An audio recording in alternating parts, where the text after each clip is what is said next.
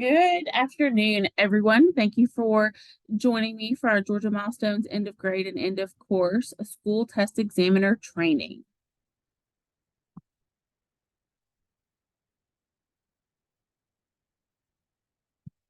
In case you are unaware, here's our team. I'm Lindy Dunn. I'm the system test coordinator. We have Katrina Smith, our assessment specialist, Carrie Van Pelt, our data specialist, and then Patrick Knopf, director of research, accountability, and assessment. If you need anything, all of our phone numbers are listed. Please feel free to call and someone will be here to assist. We are going to talk about test security and irregularities. We're going to go over the overview and administration guidelines, assessment scheduling, training and resources, and accessibility and accommodations. The first thing we're going to talk about is test security and irregularities. Within roles and responsibilities, everyone has a specific job from the student all the way up to Dr. Lewis, and everyone's roles and responsibilities are different. With the prevention of irregularities, there are some things that we are unable to control because we work with students and you never know what students are going to do. But the number one thing we're trying to do is make sure that we stop any adult irregularities that are completely preventable, such as mishandling of test material, test administration error from adult, which typically happens if you are not reading out of the test administration manual. So we want to make sure that we follow all of the instructions in regards to that. With student cheating, the best way to help prevent student cheating is to actively monitor the students while they're testing. One way we do that is cell phones are not allowed in the room, even for adults, so that you can watch the students and actively be a part of the testing for them. If you suspect a student is cheating, we don't stop them from cheating. You will use proximity. You'll go near the students as they're testing, and hopefully that will stop anything that might happen. Anything that is suspicious, you please report that to your school test coordinator wherever you are going to be assisting. Cell phone plan. Each school should have a specific cell phone plan, and it is based on the school. Each school could do something different, and that is perfectly okay, but they need some sort of plan that you are aware of if you are an examiner of how to collect cell phones and what to do with it. It could be an envelope the phone goes in. It could be a sticky note. They could put it in a basket and it goes with a hall person. But make sure as the examiner, you are aware of what the school's cell phone policy is, because that's the biggest way that students are cheating. And so we want to make sure that we have a plan for that. With irregularities, as the test examiner, you will report it to the school test coordinator. The school test coordinator would report it to me. I would report it to my person at the state, and then we'll go from there. Your number one job is to report to the school test coordinator if anything is out of the ordinary. If anything out of the ordinary happens, report it to the school test coordinator on the written form that should be given to you. Don't tell the person in passing. Make sure you write it down on the form. And that doesn't mean anybody is in trouble. It is merely just keeping documentation of what happens that we can refer back to it. Scratch paper and calculator policy. Allowable scratch paper, blank scratch paper, so like printer paper, lined notebook paper, 1/4-inch graph paper. All three of those are allowed. Things that are not allowed, and they have been allowed in the past, that's why I want to clarify, the writer's checklist, periodic tables, and formula sheets. When they need those are built into the platform, and so none of those should be anything that is handed out to students. With calculator policy, elementary school does not use calculator. If it's in their IEP for them to have a handheld calculator, then that should be addressed with the small group person. 6th through high school, they are now allowed to use the calculator on all portions of the test, and students should be trained on the Desmos calculator, and that is built into the platform. With the test design, each section of the test has an allotted amount of time. There's a typical testing time, and then there's a maximum testing time. Students are given the maximum testing time to complete the section of the test. We can't give them extra time, even if they only have one question left. When time is up, they need to click submit and move on to the next section or to be finished for the day. We need to make sure we are reading from the test administration manual for instructions throughout the test and for the timing with the test. If everyone in your room has clicked submit, you can be done with that section, even if they had an allotted 90 minutes like they do for ELA section 1. As soon as everyone who is in your testing room is finished, you will be done with that section. It's not like it was when we had paper testing, in which they could close the book and then 20 minutes later have an epiphany and know what the answer is. That's no longer an option, because when they click submit, they can't get back into the test. So as soon as your testing room is done, you can move on to the next thing. With the schedule, just so you are aware, elementary school is going to do one section a day. So on Monday, they'll do ELA section 1, on Tuesday, section 2, Wednesday, section 3, math. Thursday, they'll do section 1, Friday, they'll do section 2, and then Monday, the 29th, they'll do all of science because it is a much shorter test. And then they will be doing makeup the rest of the week. Middle school, slightly different. Monday, ELA section 1, Tuesday will be ELA 2 and 3, so that'll be a longer day. Wednesday, they'll do math, Thursday, science, Friday, social studies, and then the other math the next Monday. High school, AMLET 2-3, algebra, biology, US history. Training and resources. You have to complete the Georgia Learns course for examiners. It is required for all examiners, proctors, to complete the Georgia Milestones Examiner course. If that is not enough and you would like more training, there is also an accessibility and accommodation course on Georgia Learns that is recommended that you are more than welcome to take. There are more training resources located on Godot's website, and this will also be linked in our Canvas page. So if you would like more training on how testing works, and this is not enough information between this training and the Georgia Learns, you can go on to this page and view more training resources. The Test Administration Manual, or the TAM, it is referred to often, is located on Godot's website, and I will also attach it into our Canvas course.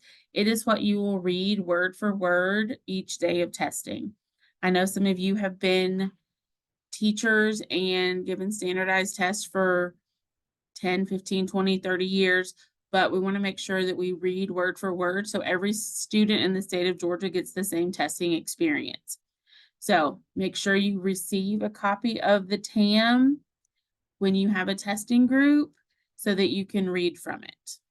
Even if you think you know what it's going to say, just read from it.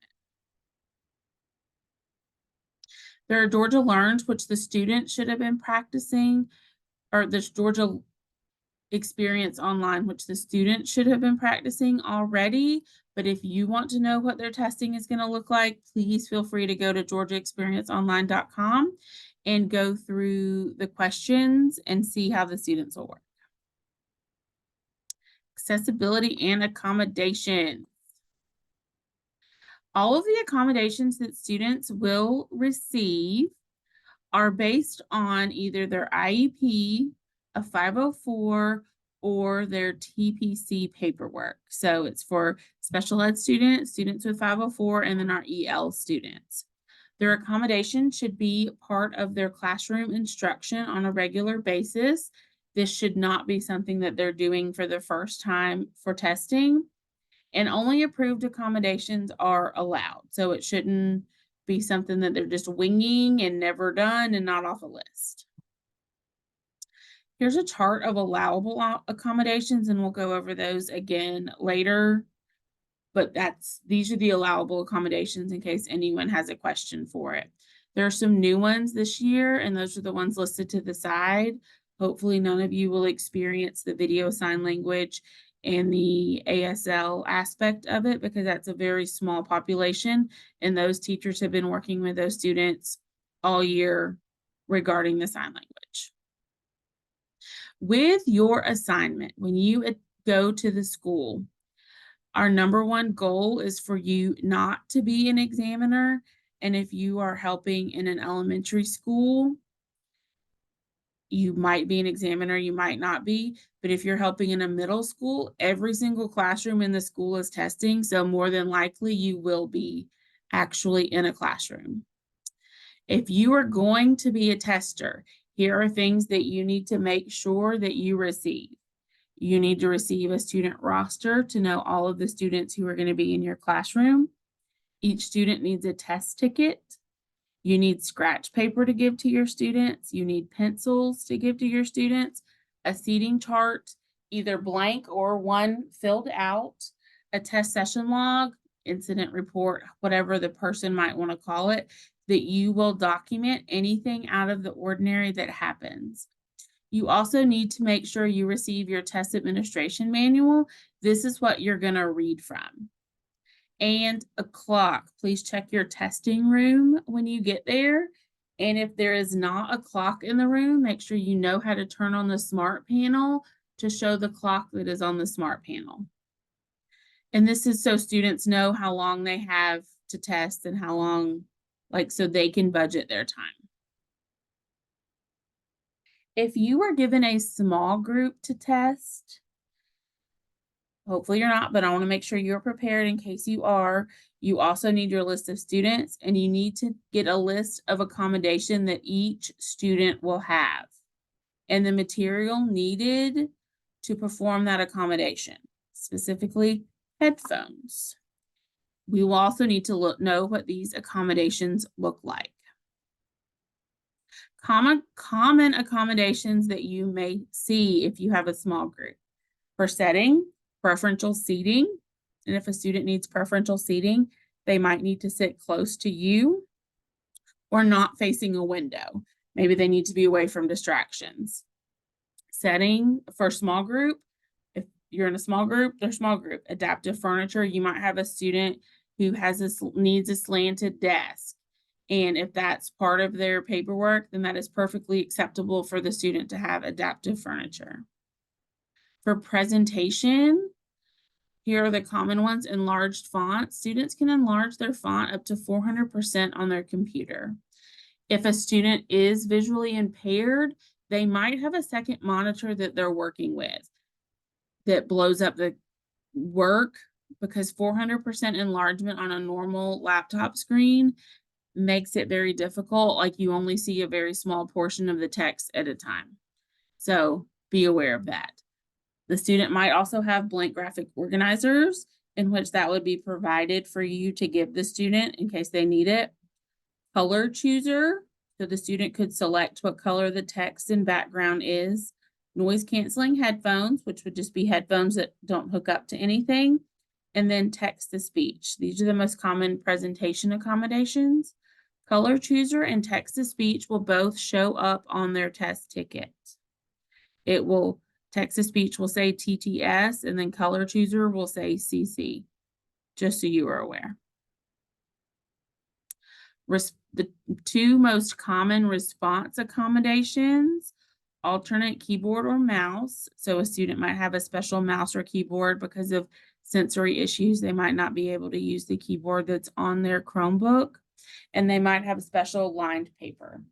If you have a small group for ESOL students, they could have a word-to-word dictionary. And if that's the case, that would be listed on their accommodation sheet for you, and they would have the word-to-word dictionary. If you see anything with the word scribe for one of your students, you need to let us know ASAP. A scribe is needed for some of our students in the school district, but it should be with somebody who has performed this task with them many times throughout the year. So you, as a person coming in to assist with testing, should not have anything to do with a scribe. So if you get paperwork and one of your students says scribe, unless you have already made arrangements and you have practiced with that student multiple times, you do not need to be a scribe. The two most common accommodations for scheduling are frequent breaks and extended time. With the extended time, the test coordinator should tell you specifically the student gets time and a half or the student gets double time. With frequent breaks, little Johnny might need to get up and go to the water fountain for a moment, or it could be a diabetic who might need breaks to go check their blood sugar, go have a snack, go to the restroom. So ask the test coordinator what those specific students might need. During testing, we want to make sure that we are actively monitoring the students. We might need to remind students to stay on task. We always read from the test administration manual, and there are no cell phones in the room. Yes, that means you as well. There are no cell phones in the room. That includes the teacher. So please do not text me during testing because you should not have your cell phone. Okay. This is our contact information. Again, if you need anyone from our team or if you have any questions, please feel free to reach out. I will be in the office this week. So after you have completed the training, there's this training, the Georgia Learns course, and the security paperwork, which is on our Canvas page. If you have questions or need to schedule a time or need to call or come by, please feel free to reach out with any questions, comments, or concerns. Thank you again for agreeing to go out to these schools and help. I know that you are extremely busy with your job, but I appreciate you going into the schools and being willing to help them during this time. So I hope you all have a great day.